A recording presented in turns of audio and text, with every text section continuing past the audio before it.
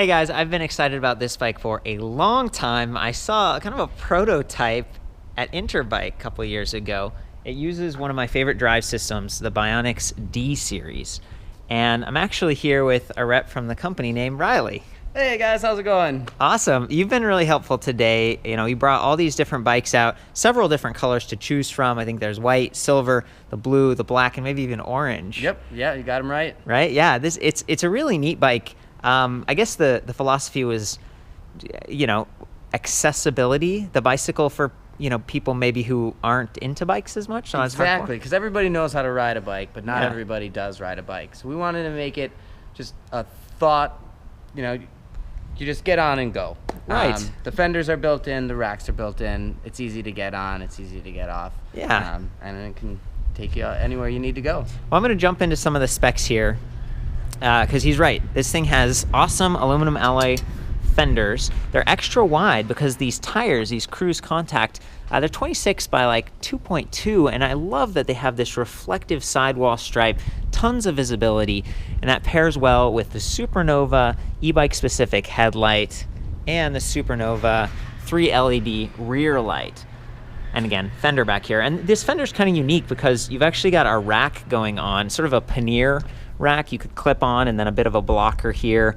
It's a nice setup for someone who might want to commute, but for everyone else, it doesn't add too much weight. It doesn't get in the way. And we were weighing this earlier. I think it's, there are two different versions, I should say. We got like a single speed bike and we've got a 9-speed bike. And, that's pretty good range for people who might want to climb or do something. The bike does weigh a little bit more, but the weight is positioned, pretty low in center. That's actually the battery pack. It really blends nicely, and there's a little like step pad on top. So what we were saying, it's like 55 pounds for the single speed. And 57 for the 9-speed. Yeah, thank you for helping me weigh them. No problem. That was great. We like double checked everything. And the battery does come off too. So if you're someone who's trying to lift this and transport it in your car, if you bought it remotely or something like that, you could take it off. Do you remember the battery weight? 7.8 pounds. 7.8 pounds, yeah. So it's a significant weight in the battery because it's a 48 volt 11.6 amp hour using Panasonic cells, really high quality stuff. It has a deep sleep feature for people who maybe forget to turn the bike off. It's going to go off on its own after like 5 minutes, I think. Yeah, and then after that, if you're storing it, it hasn't been used for a long time, it just sort of like puts those batteries to sleep in a way that they aren't going to phantom power draw and like go even lower. So it's a really advanced setup. Again, that's me kind of highlighting some of the BionX features. I just love the way this is set up, and I want to get into that here. You can see that these are kind of the standard 14 gauge spokes, which means they're going to have some flex and give, which is good. That's traditional spoke size for bicycles, but they aren't connected to the hub motor. They actually go all the way towards the center, and the motor is separate. Okay, so you do get a little bit of give. The motor's very narrow, the casing, and it's plastic, so it's not nearly as heavy as a lot of other hub motors that are encased in aluminum alloy and stuff. It's going to allow heat to dissipate a little bit more because there's a lot of air in there, and you're getting good torque, good power. I believe it's 50 Newton meters of torque at the highest end. This is 500 watt to 1,000 watt peak. It's awesome, and I've used it on electric mountain bikes before to climb, and you really feel it. Like it zips around in throttle mode or pedal assist mode. It's a torque sensor, so it's very fluid and responsive. By bringing those magnets way out, you get a mechanical advantage over this larger wheel. Like a lot of times I'll be reviewing folding electric bikes. They have the 20-inch wheels. Did you hear that? That was the bike powering off. It was like automatically like shutting itself off. That's what I was talking about. That beep, beep, beep. Anyway, if you're climbing with like a smaller wheeled bike, you get that mechanical advantage because the wheel doesn't have to be moved as much. It's small. Now we've got a bigger wheel. So what they did was they expanded the diameter of the motor as well, and it gives you that advantage. Does that all sound right to you, Riley? I couldn't have said it better myself. Thank you so much. I do my best to kind of interpret this for people, help them understand, like, why is the motor so big? It's like, well, there's a reason. There's a really good reason. BionX has been making motors for a long time. This one, it's gearless, sort of direct drive, which means you don't have as much noise being produced. It's actually very quiet, and it gives you regeneration and regenerative braking. There's 4 modes. I'm going to get into that when we get up there. So for now, we got the SRAM X5. That's the 9-speed back here. I think it's 11 to 34 teeth, 38 teeth up front. And look at this. There's kind of a bash guard / chain guide. So if you're going with throttle mode, the chain can bounce around a little bit. And I've noticed that on some e-bikes, it flops off. Not going to be a problem here. Got a little bit of a sticker bash guard not a bash guard, this is a chain slap guard so that you don't nick up that nice paint. It is all paint matched. There are some plastic accessories and then kind of aluminum alloy on the main frame. T6 6061 aluminum alloy, including the fork up here. Nice rake, so it's a little bit more relaxed, and it brings the wheel up a little bit so that that fender stays out of the way. You're not going to clip your toe. I like that. 180 millimeter Tektro hydraulic disc brakes. Really excellent, front and rear. That's great stopping power for a bike that, again, it's a little heavier because the frame is reinforced. This is not nearly as flexy as a lot of the step-through electric bikes I try. Sometimes you're on those and you kind of like, you feel the thing like wagging your butt at the back, but because this doesn't have a rack-mounted battery, since the battery's right there in the middle, it works a whole lot better that way. So it's a good setup all around. Definitely a fan of that. If we come back up to the front, just looking at the way the fenders are attached, they've also got these nice reinforcement arms that just keeps them from making a lot of noise, rattling around. And you can see the wire for the light is run up there above the fender, so it might be easy to access. I was mentioning hydraulic disc brakes before. These are e-bike specific, so it's Tektro Ariga E-Sub, and they do have motor inhibitors built in. That's what gives you the regen. And that's also what cuts power. So if you're using pedal assist and you forget and you're excited and you're pedaling, but you hit those brakes, the motor's gonna stop. You're not gonna be fighting all that power. It's very responsive that way. And these levers have adjustable reach. You can see there's a set screw right there. So that's very, very cool. Nice swept back design on the bars, adjustable angle stem, really, really adjustable seat post.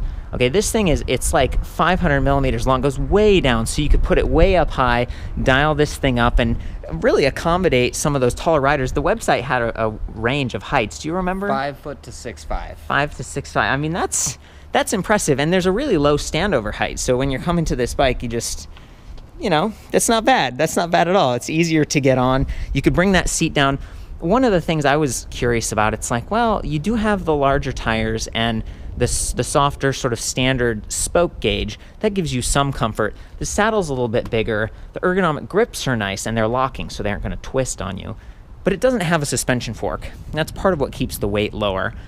You could potentially add a suspension seat post, but you need a shim because this is a really unique size. This is like, I think, what was it, 39.9? Yep, 39.9. Yeah. And the higher diameter really just is, you know, it increases the strength and stability all around. Exactly. Yeah. So were we talking about a max weight for this? Yeah, we were. I believe it's 280 pounds. Yeah, not bad. Not bad. So you get a lot here. There's a lot to appreciate. Even these pedals, they remind me of the Ergon ones. They're VP, but they're plastic, good platform. They've got grip tape on them like a skateboard or something like that. 170 millimeter crank arms. Back to the strength stuff here. Double walled.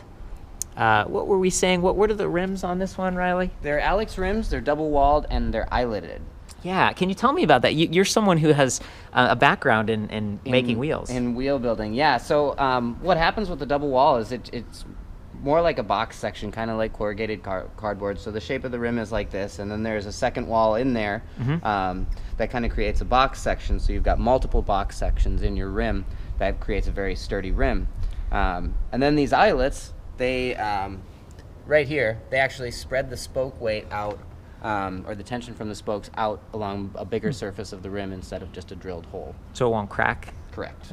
And then there's these nipples here, so that's the piece that's connected to the end of the spoke that you can use to tighten it, just to, I guess, true the wheels and stuff, keep it going. True the wheels and maintenance.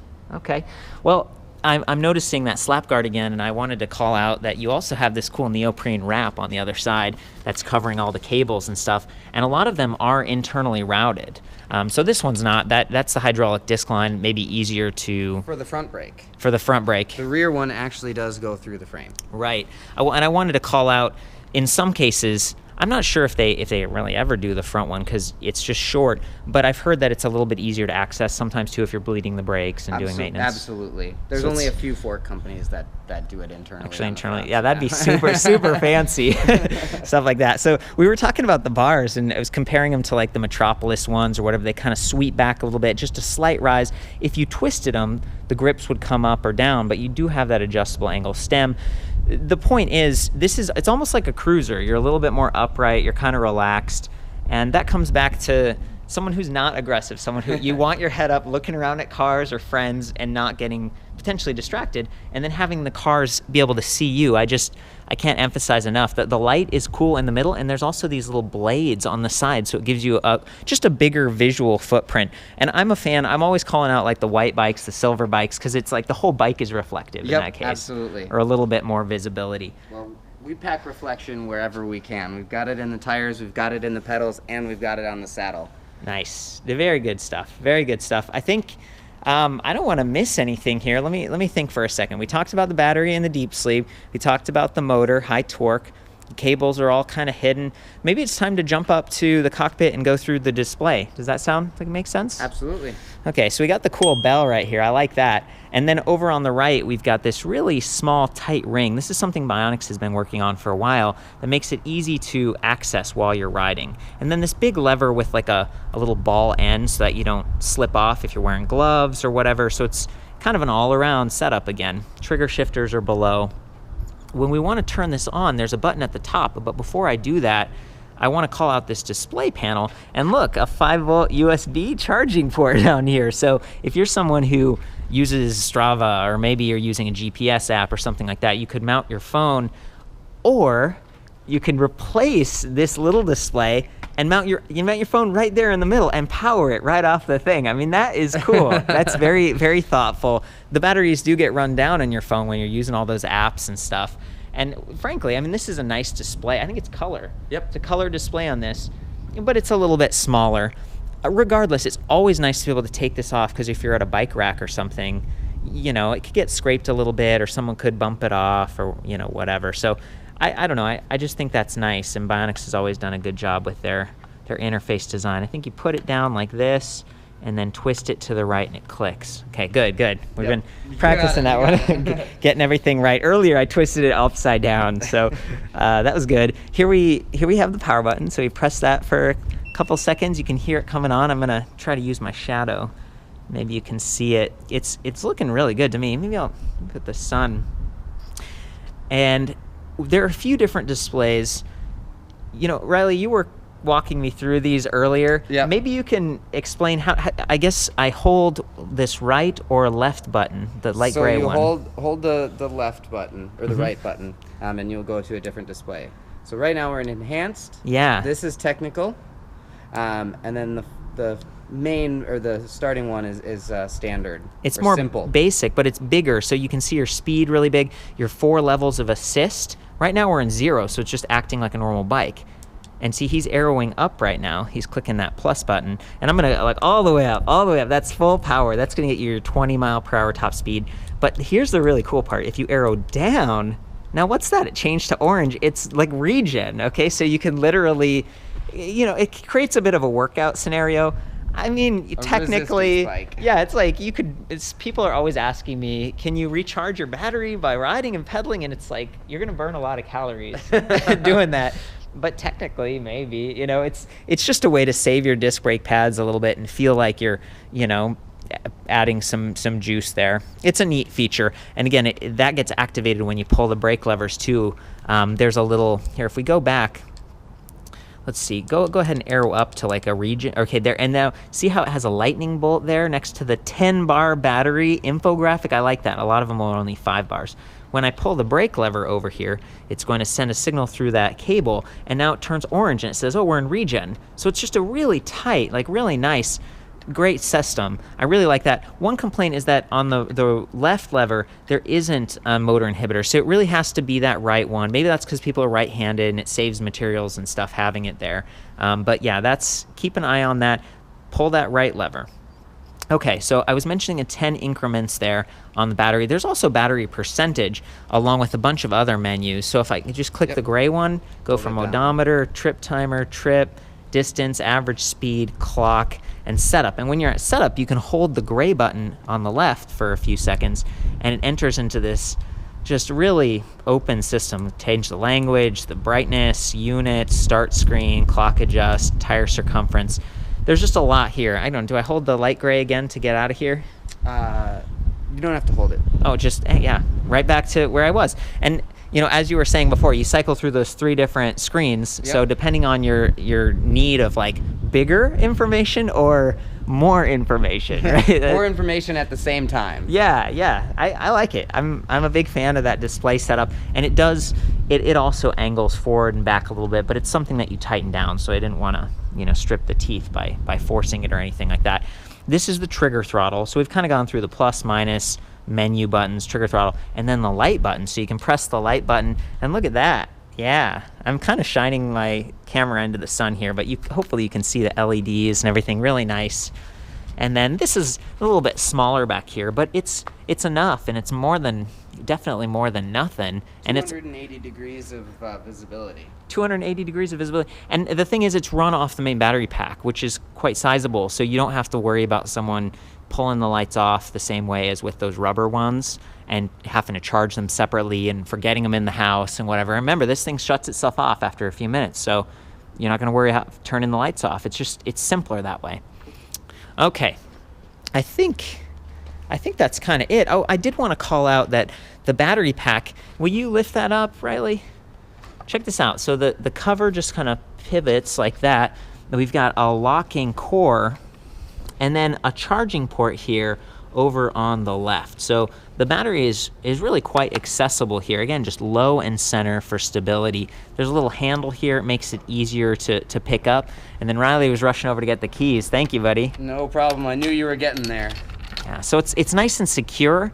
And look at this. This is the magnetic energy bus charging port right there. So that Rosenberger energy bus, I think the idea is that you can send data as well as electricity through this, and it allows for firmware updates and stuff a little bit easier. Yep. Yeah, and it's a floating connection too. So you don't have to be very, specific. You can kind of just kind of drop it in, and it, wow. Can you also charge, I don't know if we have the charger with us. It's really compact, and that thing was kind of nice. Very cool. Do you sell replacement covers like this? I mean, if that gets kicked off or something? Yep.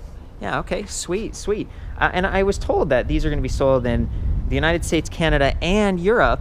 Yep. And that you guys are doing a really cool model where people can order it and Velofix will come build it. Yep. Yeah. So if you're in an area that Velofix services, you can order the bike. We ship it to Velofix. They build it completely, deliver it to your doorstep. That's awesome. They will get you all set up, seat height, handlebar angles, and then check on you 30 days later. So you get like a fit and a tune-up. Yep. And once the cables are kind of broken in. But with hydraulic disc brakes, that's not so much an issue. Cable. Yeah, just the shifters, right? Yep. Yeah, that's awesome. Maybe it's time to hop on this thing. We can ride back, and perhaps at the van we can show the charger. Yeah, that'd be cool. And check it out. There's a handle back here, and as he was saying, reflective paint on the saddle.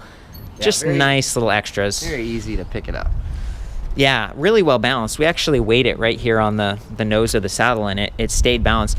We talked about price, right? So for this one, I think it's $36.99 because it's got the 9-speed drivetrain SRAM X5. For the single-speed drivetrain, it's $34.99. So Correct. You save a couple $100. Exactly. Okay, let's do it. You want to just follow me, and we'll head back? Totally. So mine's already on. I'm going to arrow up. I always like to take it to the highest level of assist. Oh, and one other, minor gripe I have is the kickstand placement here is good for balancing the weight across the frame, but see the crank arm collides with that. So if you're trying to do maintenance, sometimes when I'm lubing my chains, I spin the pedals backwards, and you can't really do that. Or if you back the bike up, the pedals automatically turn and they can collide. This is something I see on quite a few bikes. E-bikes, regular bikes, and it's just something to be aware of, so you don't bend it, scratch it up too much. But it is aluminum, so it's not going to be rusting all over the place. Okay, the other thing about the throttle mode is that you have to be going, a couple miles per hour. I think it's 5 kilometers per hour. Yep. For the throttle to click on. So it's not the kind of bike where you accidentally bump this at standstill and it takes off. If you're loading the bike or lifting it, I kind of like that. It's a good safety feature. But the torque sensing, it picks up right away. There we go. I mean, it's really powerful. I'm up to 20 almost immediately. Braking with one hand, no problem. Let's do the throttle. Whoa. And feeling pretty quiet and comfortable, even over these bumps.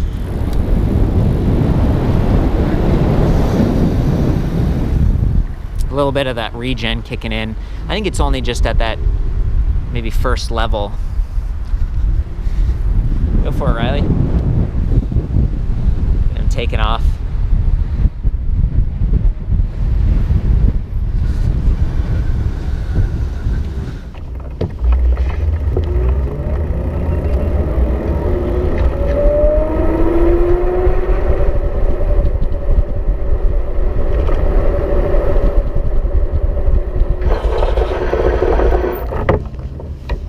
Brakes are super good. And I noticed that once I hit 20, the power kind of does a little bit of this ramping where it's like 20, almost 21, down to 20, up, oh, down, and it keeps you there. It's relatively smooth, but you do feel a little bit of a wave. This time I'm going to do pedal assist, okay? I'm going to actually change the camera so that you can see my feet as well as hopefully hear the motor a little bit. Again, it's so quiet.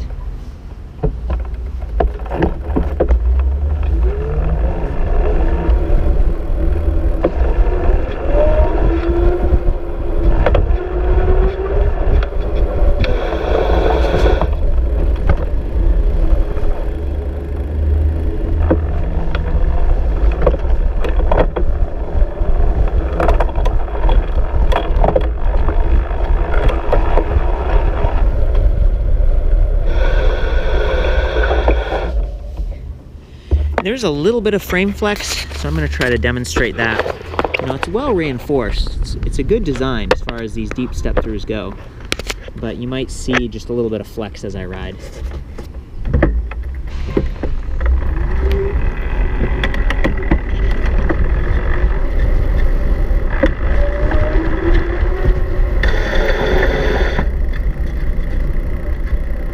Not bad.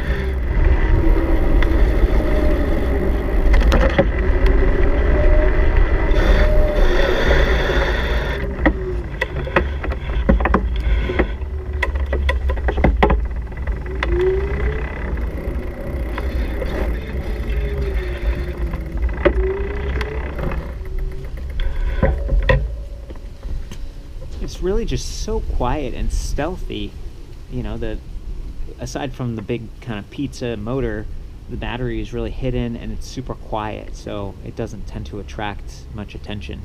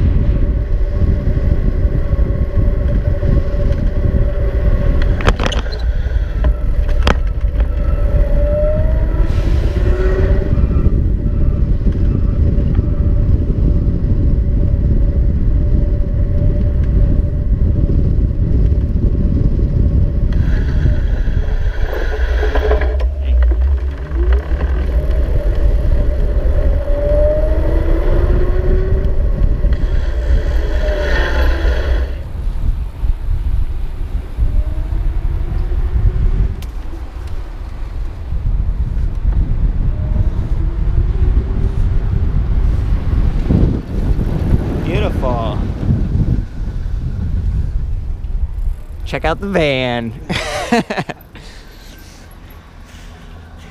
Yeah, let's check out the charger.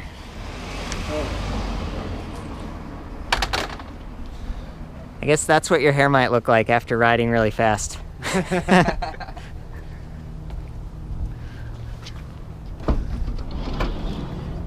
And this is actually what the Velofix vans kind of look like. They show up with a nice little workspace. Look how small this thing is. I love it. And then I wanted to, it looks like 3.5 amp output. That's faster than normal. Usually it's 2 amps. So for it to be this compact and relatively quick, this is the charging plug design. So the energy bus is where it makes contact on the frame. That's really nice, and it's the floating connection point you were talking about. And then this is the actual plug, which is a little bit smaller and accessible on or off the bike. So you can easily charge this thing, you know, wherever you're at. Absolutely. Which is very cool. I think I'm just going to come back over here. You said that you had, I don't know, does this rear door open? Yeah, totally. We can see like there's the single speed one. Look at this. There's the orange, silver, white. You got the whole like gang in here. This is cool. I have them with me at all times. Sweet. So the single speed one, you can kind of tell right here. Oh, look, it has like a kind of a chain cover. It has a fully enclosed chain guard. So you're not going to get dirt and debris on your chain or on your pants. And then down here, you were saying it's a cog that's 15 tooth. Yep. So it's 38 by 15, which is a very... 38 up there. Yep. Oh, and here's the, it's got it plugged in. That's what it looks like. I'm glad we came in here. It's kind of neat to see them hanging up like this. Riley, we spent a bunch of time. I really appreciate you making your way out here to let me check these out. I think they were going to be at the e-bike expo, right? Yeah, we're going to be at the e-bike expo this weekend in Long Beach. Okay, and this is something that I think is sort of a year-long thing. They do it at a bunch of different locations. Check that out. Do you know the URL for that? I don't know off the top of my head. Electric Bike Expo. Google it. You know, I'll link it in the full written review. You can get all the dimensions. I measured the standover height, the length, all those other little things you might be curious about. It's back at the site, ElectricBikeReview.com. Of course, as we've done here, ride safe and have fun out there, guys. Later, bud. See ya.